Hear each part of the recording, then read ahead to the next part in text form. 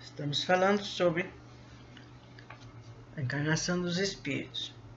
O Espiritismo ensina-nos como se opera na encarnação a união do espírito com o corpo. O espírito, pela sua essência espiritual, é um ser indefinido, abstrato, que não pode ter ação direta sobre a matéria. Precisa de um intermediário. Esse intermediário existe no envoltório fluídico que, de algum modo, faz parte integrante do espírito, envoltório semimaterial, isto é, participante da matéria pela sua origem e da espiritualidade por sua natureza etérea. Como toda matéria, ele é tirado do fluido cósmico universal que passa, nessa circunstância, por modificação especial. Este envoltório, sob o nome de perispírito, faz do espírito ser abstrato ou um ser concreto, definido, compreendendo pelo pensamento, tornando capaz de atuar sobre a matéria tangível, assim como todos os fluidos imponderáveis, que são, como se sabe, os mais poderosos motores. O fluido perispiritual é, assim, o traço de união entre o espírito e a matéria. Durante a sua união com o corpo, é um veículo do seu pensamento para transmitir o movimento às diversas partes do organismo que se acham sob o impacto de sua vontade e para repercutir no espírito as sensações produzidas pelos agentes exteriores. Os nervos são os fios condutores, como no telégrafo.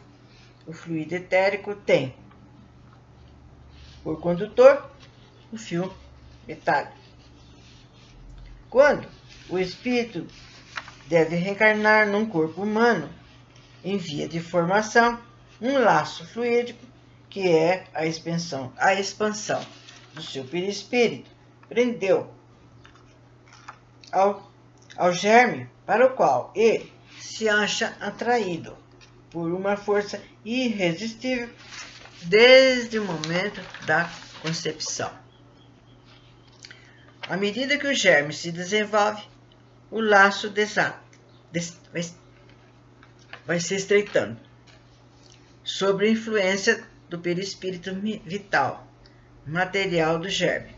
O perispírito, que possui certa propriedade da matéria, une-se molécula por molécula com o corpo que se forma, donde se conclui que o espírito, por intermédio do seu perispírito, adquire uma como raiz nesse germe, qual a planta da terra. Quando o germe está inteiramente desenvolvido, a união é completa, e então ele nasce para a vida exterior. No efeito contrário à união do perispírito e da matéria carnal, realizada sob influência do princípio, cessa de atuar por efeito da desorganização do corpo. A união, que era apenas mantida por uma força atuante, cessa também quando essa força deixa de atuar. Então, o perispírito desprende molécula por molécula, tal como havia unido, e o espírito é posto em liberdade. Assim, não é a partida do espírito que causa a morte do corpo, mas a morte do corpo que causa a partida do espírito. Desde que, após a morte, a integridade do espírito é completa, desde as suas faculdades, adquire mesmo maior penetração, ao passo que o princípio vital se extingue com o corpo. Fica provado, evidentemente, que o princípio vital e o princípio espiritual são duas coisas distintas. O Espiritismo mostra-nos, mediante fatos, que nos permite observar os fenômenos que acompanham essa separação, que é, algumas vezes, rapidamente, e fácil, suave e insensível. Outras vezes, lenta, laboriosa, horrivelmente horrivelmente benível, segundo o estado moral do espírito, podendo durar até meses inteiros. Então não é assim, né? Desatou, foi embora, correu, não é. Cada ser, gente, é de um jeito.